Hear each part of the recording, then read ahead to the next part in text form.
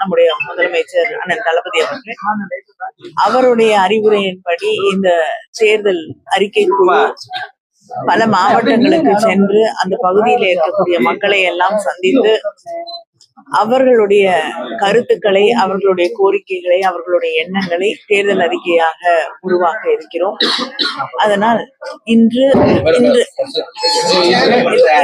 ராமநாதபுரம் மாவட்டத்திலே பல அமைப்புகளிலிருந்து மீனவர் சமூகங்கள், அது மட்டும் இல்லாமல் சில விவசாயிகள், நெசவாளர்கள் என்று பல்வேறு அமைப்புகள், சில மத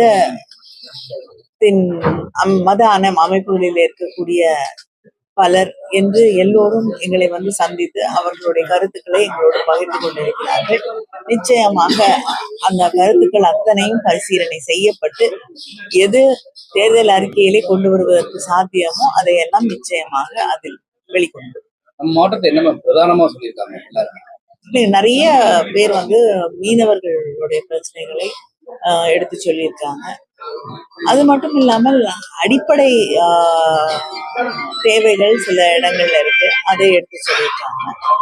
மிகப்பெரிய அளவுல இங்க வந்து மீனவர்கள் அவங்களுடைய பிரச்சனைகள் அது சார்ந்துதான் பேசியிருக்காங்க. கடந்த ஆட்சியில, அதாவது இந்த ஆட்சியில எவ்வளவு சதவீதம் நம்ம வாக்குறுதிகளை நிறைவேற்றிருக்கோம் அப்படிங்கிறது முதலமைச்சர் அவர்களும் இதை பத்தி அறிக்கை வெளியிட்டிருக்காங்க.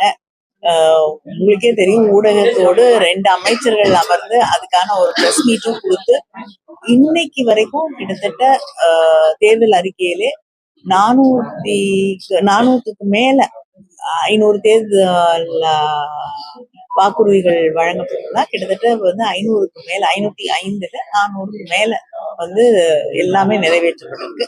சில வந்து ஒன்றிய அரசாங்கம் வந்து நமக்கு வந்து எதிராகவே செயல்பட்டு கொண்டிருப்பதால் அதை நிறைவேற்ற முடியாத நிலை இருக்கிறது. சிலது வந்து பரிசீலனை பல்வேறு திட்டங்கள் நம்ம செஞ்சுக்கிட்டு எந்த விஷயத்த வந்து பொதுமக்களை முன்னேற்றப்படுத்தி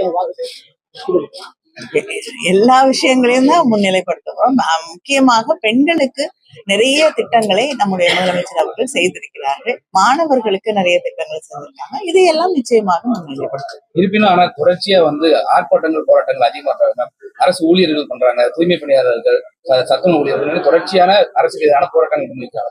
இல்லைங்க, அவங்களுடைய கோரிக்கைகளை வலியுறுத்தக்கூடிய ஒரு நேரம் இந்த நேரம். அதனால வந்து அதை வலியுறுத்தி கொண்டிருக்கோம். ஒவ்வொன்றாக அவங்களுடைய கோரிக்கைகளை நம்மளுடைய முதலமைச்சர் அவர்களும் அவர்களை அழைத்து பேசி தீர்த்து கொண்டிருக்கிறார். காங்கிரஸ் கட்சியோட